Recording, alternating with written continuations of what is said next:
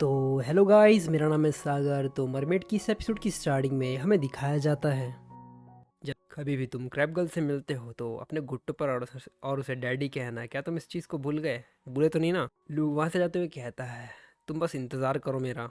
शैंगमक अपने चेहरे पर हाथ रखती है और कहती है, मुझे लगता है कि ये मिस्टेक थी। मैंने उसे अपने घुट्टों पर आने के लिए तो कहा ही नहीं ताकि वो मुझे डैडी कह पाए, क्योंकि मैंने अपने चेहरे को बदल लिया था। मुझे लगता है कि ये बहुत बड़ी मिस्टेक हो गई मेरे से। आसपास के सभी लोग एक दूसरे की तरफ देख रहे होते लेकिन कोई कुछ भी नहीं कह पाता। इसके बाद वो दोनों आगे बढ़ते, जो एक्स्ट्रा बंदे बैठे हुए होते वहाँ दूसरी कंपनी वाले, और वो उसे कॉन्ग्रेचुलेट कर रहे होते जुनजिन को। इसके बाद हमें कुछ देर बाद का समय दिखाया जाता है। जुनजिन कहता है, आखिर ये सब कुछ चल क्या रहा है? शंगुंग कहती है, कौन ही जानता होगा कि क्या चल रहा है। इसके तो में फूजाओ को भी दिखाया जाता है, जो कि काफ़ी ज़्यादा खुश होता है, अपने कॉन्ट्रैक्ट को लेकर इधर उधर घूम रहा होता है। वो कहता है, मास्टर किन, ये रहा कॉन्ट्रैक्ट।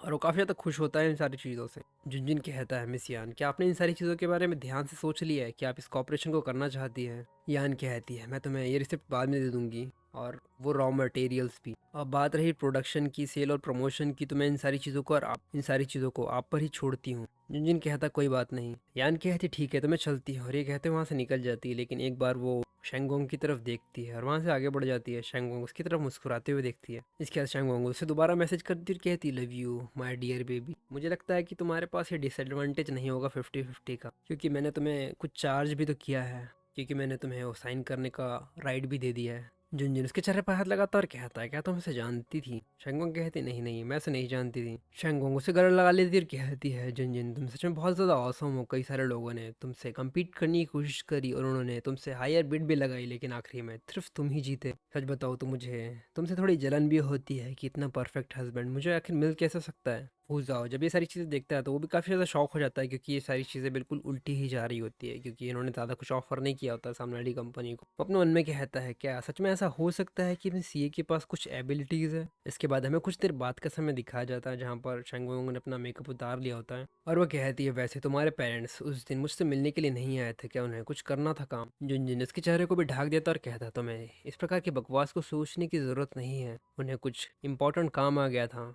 और इसके अलावा मैं भी आज कैपिटल सिटी में नहीं था, तो इस वजह से थोड़ी दिक्कत और ज़्यादा बढ़ गई, क्योंकि मैं वहाँ पर रहता तो शायद चीज़ों को संभाल लेता। शेंगोंग कहती, ठीक है, अगर ऐसी ही बात है तो हम अगले हफ्ते तक इंतज़ार करते हैं, और मेरे डैड भी डिस्चार्ज हो जाएंगे तब तक हॉस्पिटल से, तो हम अपने पेरेंट्स की मीटिंग अरेंज करवा सकते हैं और साथ में रेस्टोरेंट में जाकर एक मील भी ले सकते हैं सभी लोग। लेकिन जैसे ही मेरे डैड डिस्चार्ज होंगे वो दोबारा आइलैंड की तरफ निकल जाएंगे हॉस्पिटल से छूटने के बाद, और मुझे लगता है कि शायद कुछ ज़्यादा ही अनकन्वीनियंट हो जाएगा कि वो बार बार आए जाए। तो जुनजुन कहा था, अगर ऐसी ही बात है तो तुम अपने पेरेंट्स को कह सकती हो कि इम्पाला कैपिटल में भी रह सकते हैं अभी कुछ दिनों के लिए, और वैसे तुम्हारे तुम्हारे डैड के लिए भी अच्छा नहीं होगा, क्योंकि अभी अभी वो हॉस्पिटल से निकले हैं, बार बार उनका इतना लंबा ट्रैवल करना ये उनकी हेल्थ के लिए ठीक नहीं होगा। और बात रही इन सारी चीज़ों की, मतलब रिसोर्स की, जो कि इम्पाला कैपिटल सिटी में ज़्यादा है इन कंपैरिजन उस जगह के, तो बेहतर रहेगा कि उन्हें कुछ दिन यहाँ पर ही रहना चाहिए और अपना ट्रीटमेंट करवा लेना चाहिए। शंगोंग कहती, हाँ तुम्हारी फैमिली के पास बहुत ज़्यादा रिसोर्स है, और हो सकता है शायद हमें एक किडनी का भी सोर्स मिल जाए इस तरीके से, वरना मुझे बस मिस्टर बू का इंतज़ार करना होगा जो कि आर्टिफिशियल किडनी पर काम करेंगे, और इस चीज़ के लिए मुझे लगता है कि थोड़े बहुत समय में ये काम हो पाएगा। तभी शंगोंग का फ़ोन बजता है। वो कहती है, हेलो डॉक्टर बू, आखिर आपने मुझे इतने रात को कॉल क्यों किया? डॉक्टर वो कहता है, बस मैं तुम्हारे डैड की हेल्थ के बारे में जानना चाहता था। शेंगोंग कहती है, उनकी हेल्थ अभी स्टेबल है, डॉक्टर ने कहा कि कुछ दिन में ही उन्हें डिस्चार्ज मिल सकता है।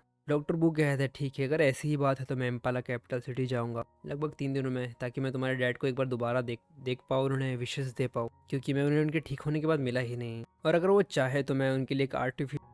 तो ये एपिसोड यहीं तक। अगर आपको ये एपिसोड पसंद आया हो तो प्लीज़ लाइक और कमेंट करके ज़रूर बताना कि आपको ये एपिसोड कैसा लगा, और अगर आप चाहते हो कि मैं इसी प्रकार की और भी बढ़िया बढ़िया एक्सप्लेनेशन लाऊं तो चैनल को सब्सक्राइब करना मत भूलना।